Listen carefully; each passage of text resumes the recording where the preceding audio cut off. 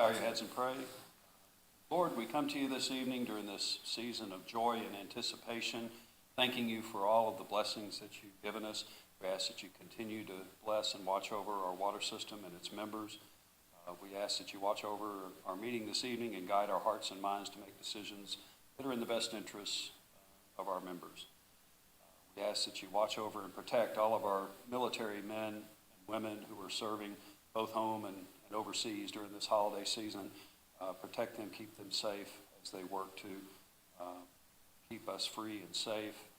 Bless and protect our law enforcement and first responders, healthcare workers, all those here at home that keep us safe. We ask these things in Jesus' name. Amen. Director Campbell, pledge of allegiance. Join me in the Pledge of Allegiance as you face the flag. I pledge allegiance to the flag of the United States of America and to the republic for which it stands, one nation, under God, indivisible, with liberty and justice for all. Thank you, gentlemen. The announcement of a quorum. We do have a quorum. We do have audio and video recordings in use. If anybody would like to do public forum, please fill out the member forum sign-up sheet. And that, just so as far as an announcement, I'll do it twice. Our January annual meeting will also be held here at Hidden Creek, not at the boardroom. So I'll bring that up at the end of the meeting. So onward to the approval of the meeting minutes. Has everybody had a chance to look at the meeting minutes and any changes or comments? Okay. I don't have any comments. No, was that? Make a motion to approve the minutes as written. Okay, have a motion? Do we want to identify which meeting minutes and transcripts we're Sure. approving here? Yes. Just for the record. It would be these right here. For the November 16th special meeting and the regular meeting minutes. Okay, I have a motion. And transcripts? Yes, and transcripts. Second the motion? Okay, so I have a motion for the November 16th special and regular meeting minutes and transcripts. And with a second, any further discussion? Those in favor say aye. Aye. Those opposed say no. Motion carries. Approval of memberships. So in November, we had 301 new members, 262 canceled members, and 1 transfer. Do I have a motion to approve the memberships as presented? So moved. Second. Okay, I have a motion and a second. Any further discussion? Those in favor say aye. Aye. Aye. Those opposed say no. Motion carries. No unfinished business. On to new business. All right, Dr. Peavy, the November 2021 financials. Yes, sir. Mr. President and Board, for the month of November, we actually ended up with a slight loss of $13,883.79. The cause of that was a couple of big expenditures. One is the annual bonus that the board has approved for the employees that occurred in the month of November was paid out. The other was that there was real estate property taxes for the year that was paid. The additional expenditures was this cybersecurity assessment that the board had approved of $10,000. And then we had a one-time payment of $25,000 for administration fee on the $2.1 million loan that was due. So that was paid. Otherwise, it was a very conservative month. Next month we expect, because we won't have those expenditures, to be a much better month.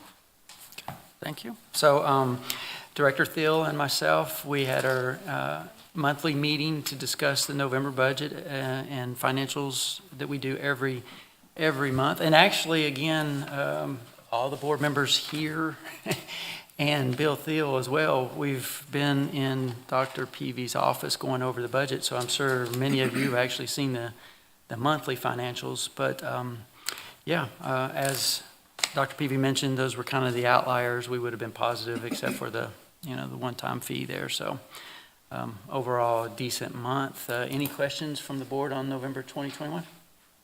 Okay, I'll entertain a motion. I'll make a motion to approve the November financials as presented. Okay. I'll second. Okay, we have a motion and a second. Further discussion? Those in favor say aye. Aye. Those opposed say no. Motion carries. All right, the Finance Committee, so since Director Thiel is not present, I'll run through the committee updates. Director Campbell, Eglin. Moving forward, still some outstanding issues, but really we're on track. Just really, it's the lease that the Air Force needs to sign, and the county has the lead on that. We're waiting. Next month, we actually have a full meeting with the Northwest Florida Water Management Board that Dr. Peavy has arranged, so they'll get an update, and we'll go over the full project with them. And their funding portion, but no showstoppers Okay, at this point. all right. Any questions for the board on Eglin?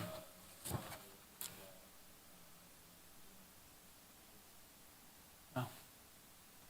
Okay. Capital improvement. Mr. Campbell?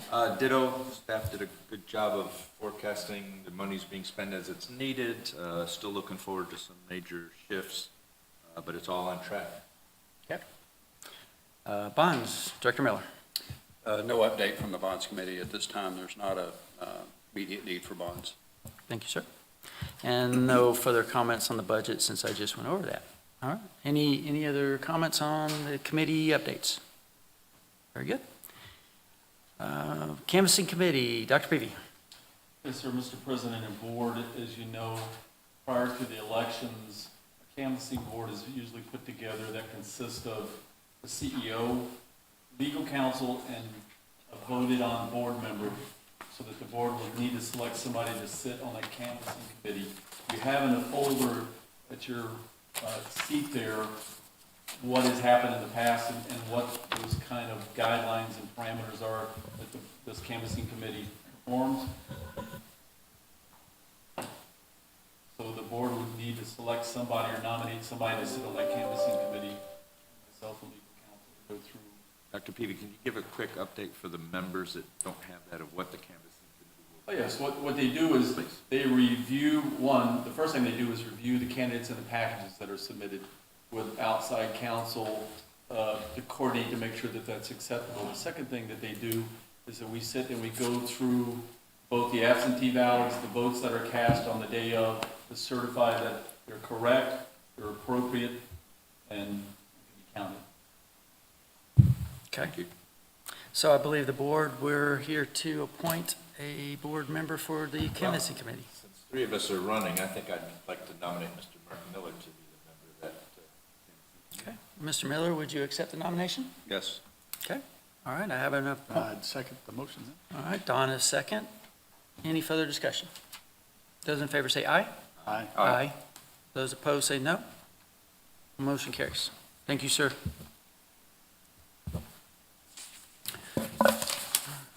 (2022) proposed budget. Dr. Peavy.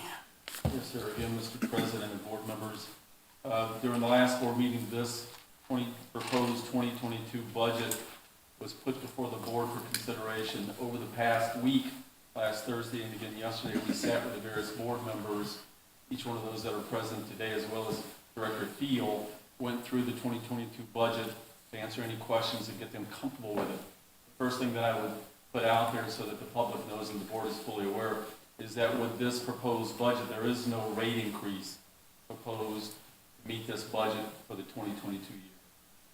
Okay. So I guess, yes, sir. I'm sorry, there's two parts Two of parts, this. right. One is that one, the second is that we would need the board to give approval for the budget to carry through the time in January from the end of this year until the new budget is officially approved by the new board or by this board in January. Right.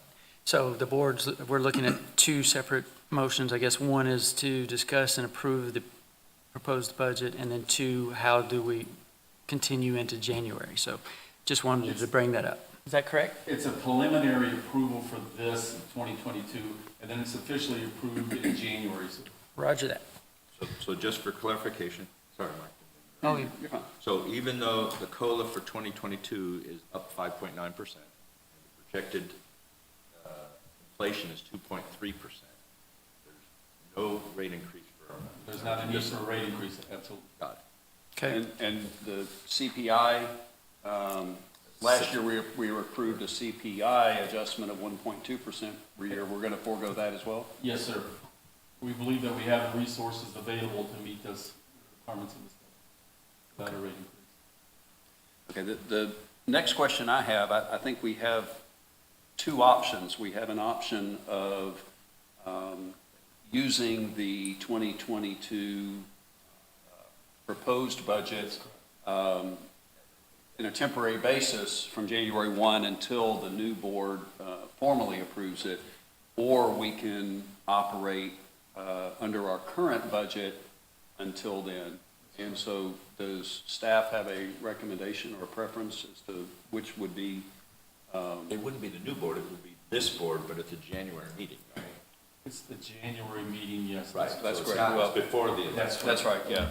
But it's But at it's the, at the annual meeting. Right. So, Yes, so, at the yeah. annual meeting. So it's not the new board directors trying to Right. come in and say. So, yeah, so I'll bring you guys back around. So let's discuss on the 2022 budget, proposed budget, because I think Don also has some discussions. And then, so we'll decide on that, and then we'll make a secondary motion on how we fund January, whether or not it is, like you said. Is that okay? Is the board good with that?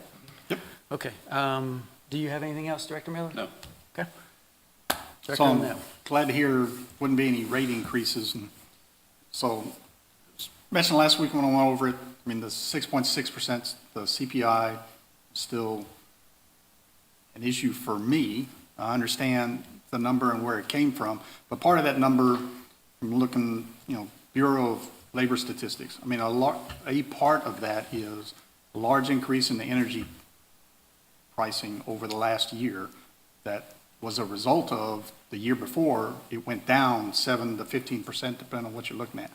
So I just think using the full CPI versus the core is not the way to go. I would recommend use the core CPI numbers, which is 4.9%, and the core CPI values take out energy changes and food changes.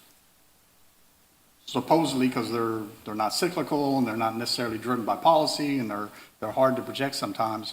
But instead of using the 6.6, I mean, I would like to discuss using the 4.9%, which is core CPI versus the full CPI, because that full CPI is being driven by a 33% increase in energy based on the numbers from the Bureau of Labor Statistics.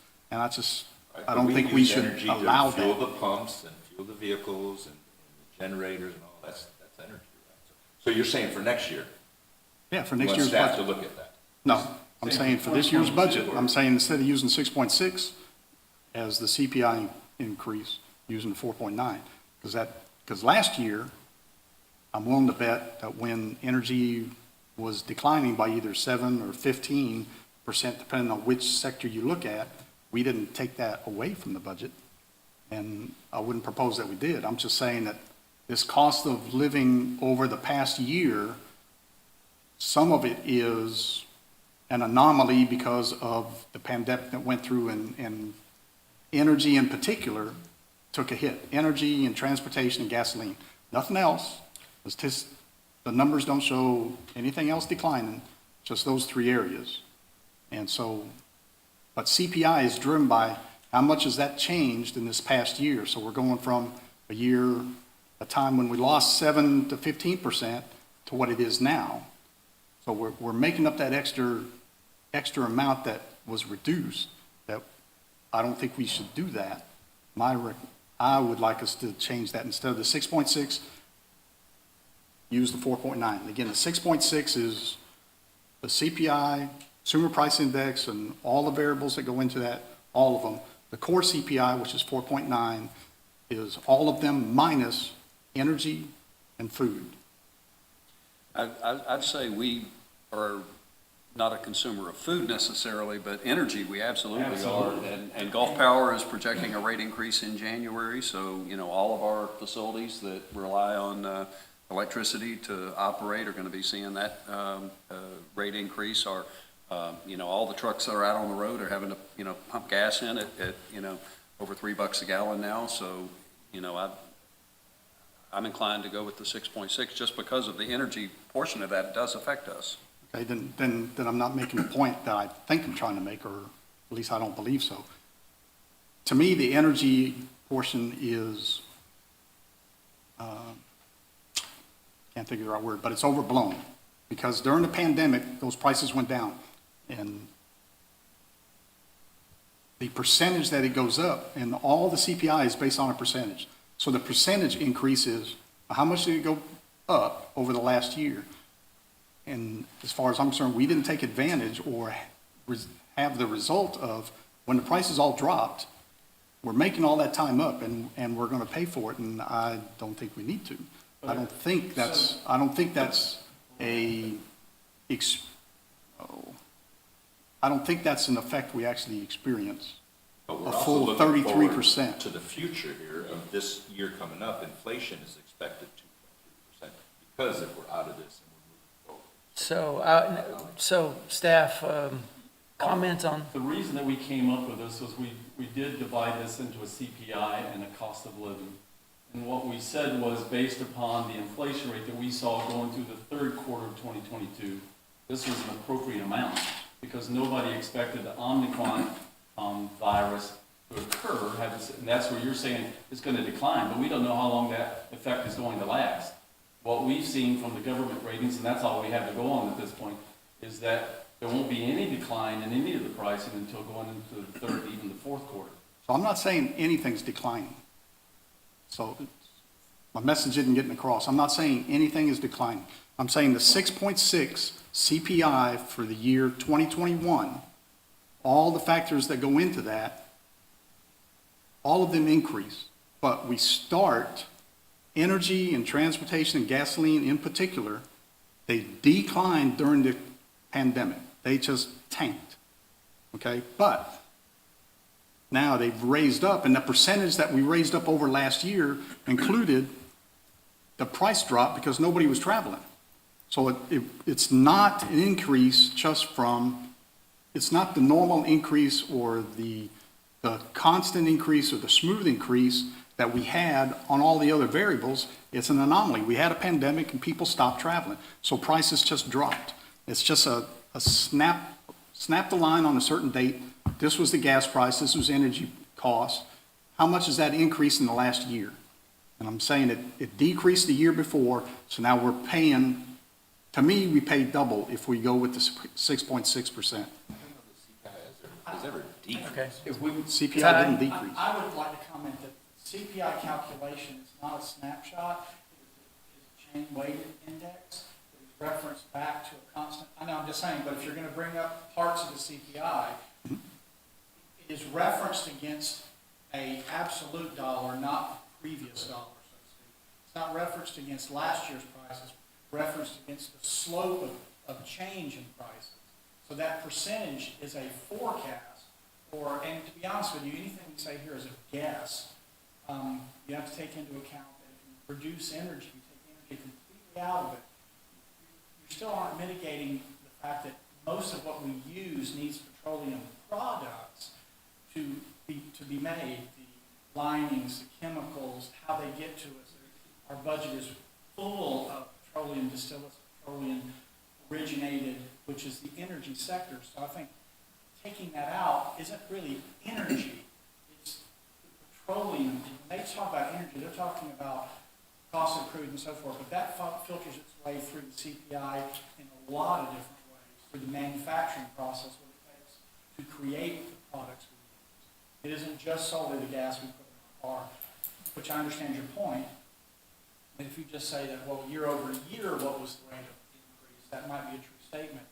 CPI itself is a reference to like 1972, or I forget what the current reference year is. It's referenced against that change, not against last year's price, so to speak.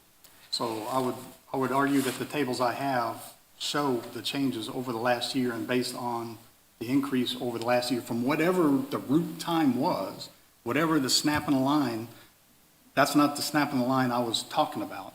But from November of 20 to November of 21, CPI, from the Bureau of Land Statistics, labor statistics, is 6.6.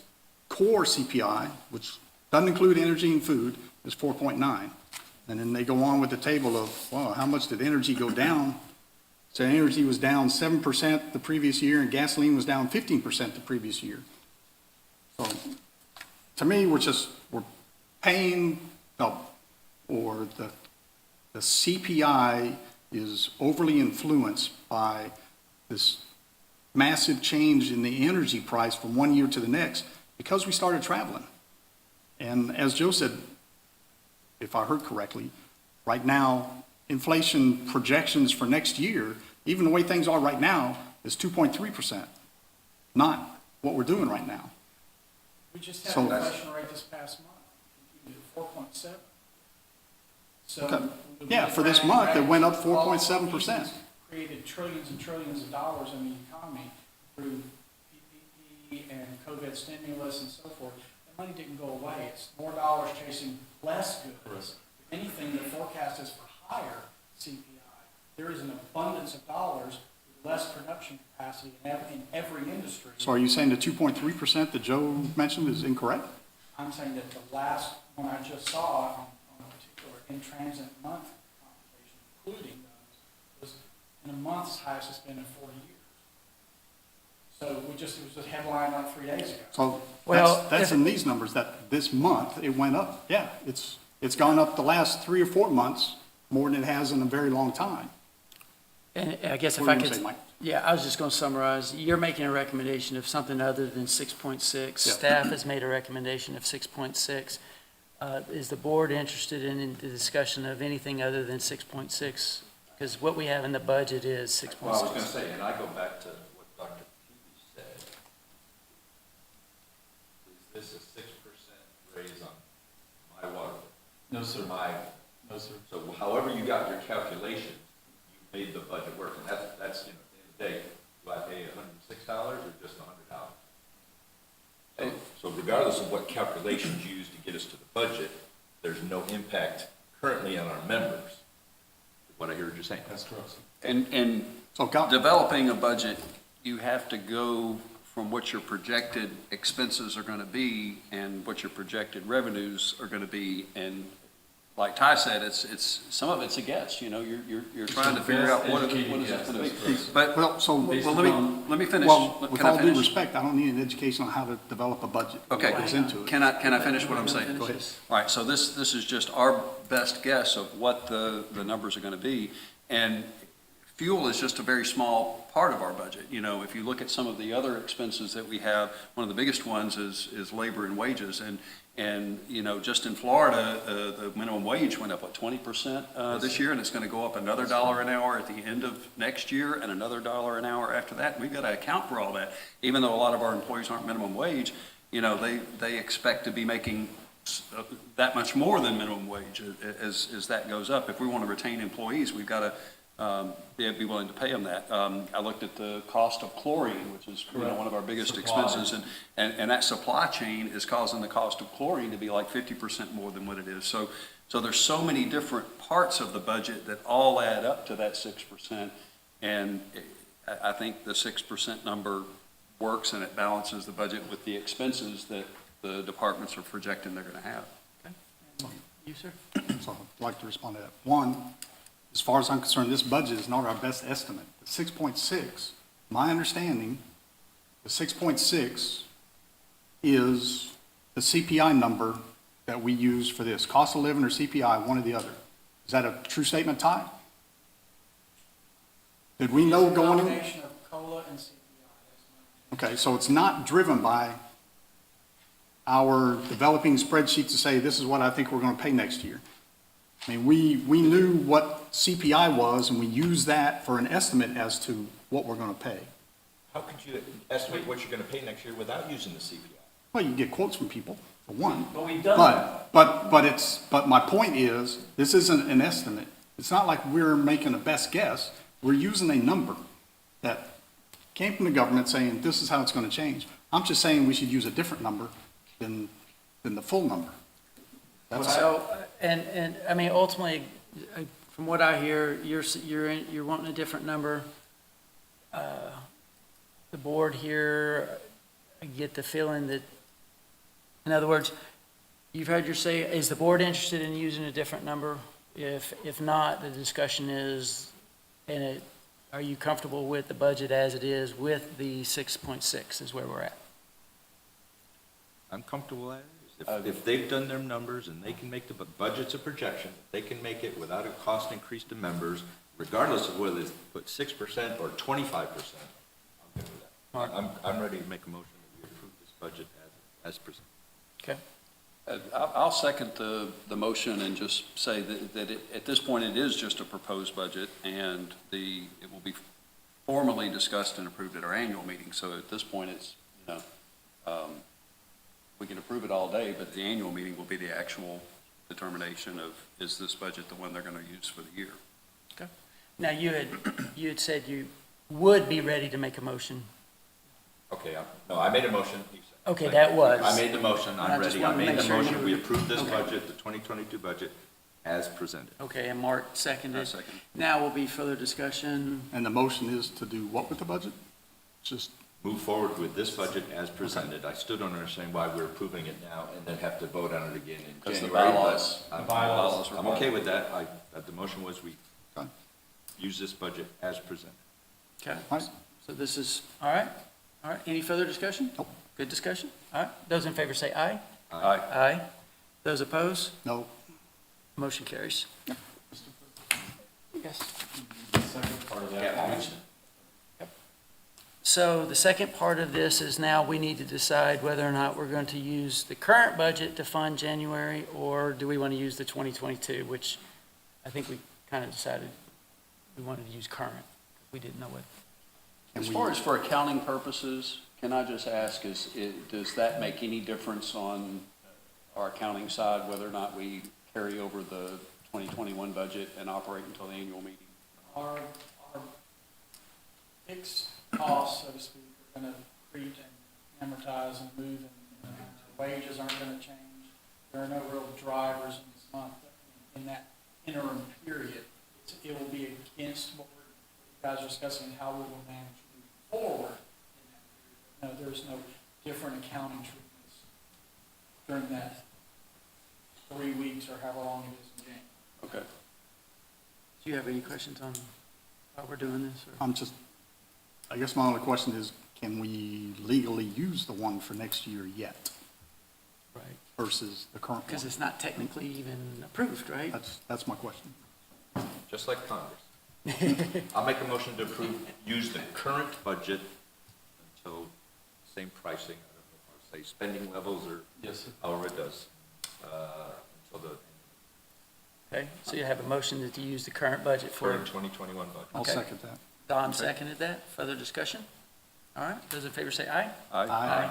Those opposed, say no. Motion carries. And we are on to engineering. Mr. Phillips. That was perfect timing. Yes, it was. Well, I trust Joe covered Eglin thoroughly, so I'll only add two things. One, we received earlier this month the final form of the lease boulevard for the property for the Master Booster Pump Station and the storage tank.